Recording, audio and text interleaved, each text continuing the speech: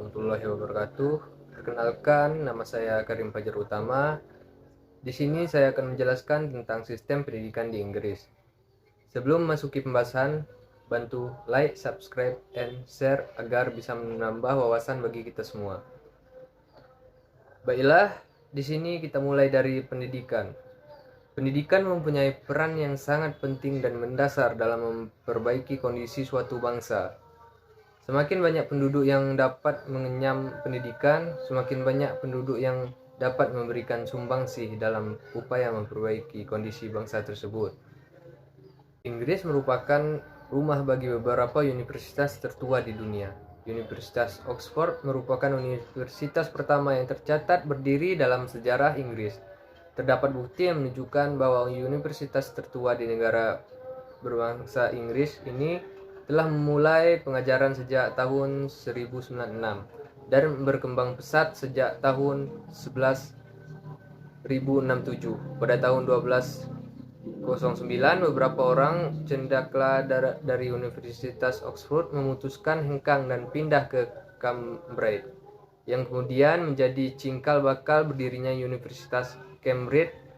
Di bagian utara, Universitas didirikan pada tahun 1413, menjadikan universitas paling tertua di Skotlandia. Pendidikan wajib belajar dimulai sejak pendidikan primer, saat anak-anak menginjak usia 5 tahun dan berakhir sampai dengan 16 tahun. Batas akhir usia wajib belajar ini akan berubah secara bertahap mulai tahun 2013 menjadi 18 tahun pada 2015.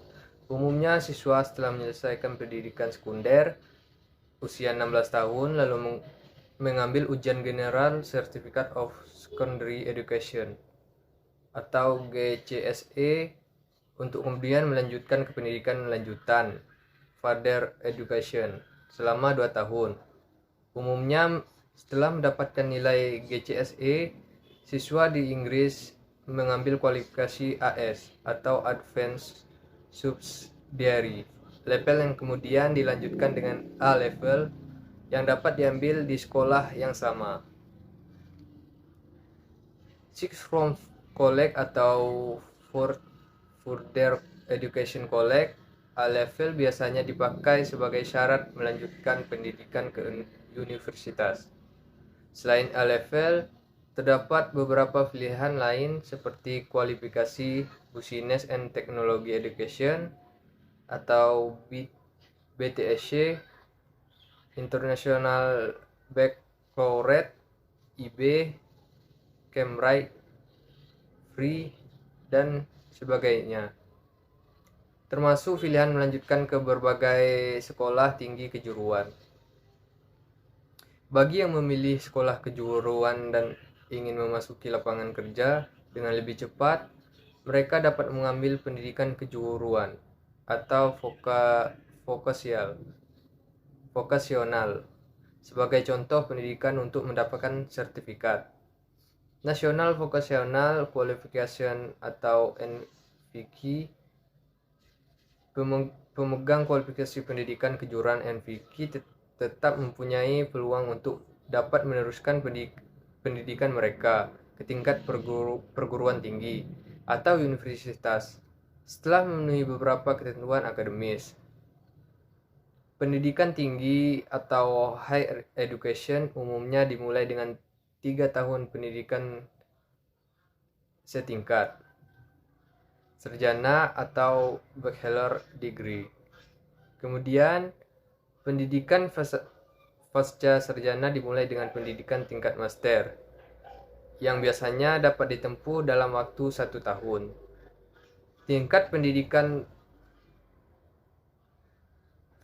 tertinggi di tahapan ini adalah pendidikan tingkat doktor yang setidaknya menempuh selama 3 tahun. Nah, adapun sistem pendidikan di Inggris yaitu pendidikan pra-primary education berusia 3-4 tahun. Yang kedua, pendidikan primary education berusia 4-11 tahun. Yang ketiga, pendidikan sekunder education berusia 11-16 tahun. Yang keempat, pendidikan lanjutan atau further education berusia 16 sampai 18 tahun. Yang kelima, pendidikan tinggi higher education di atas 18 tahun.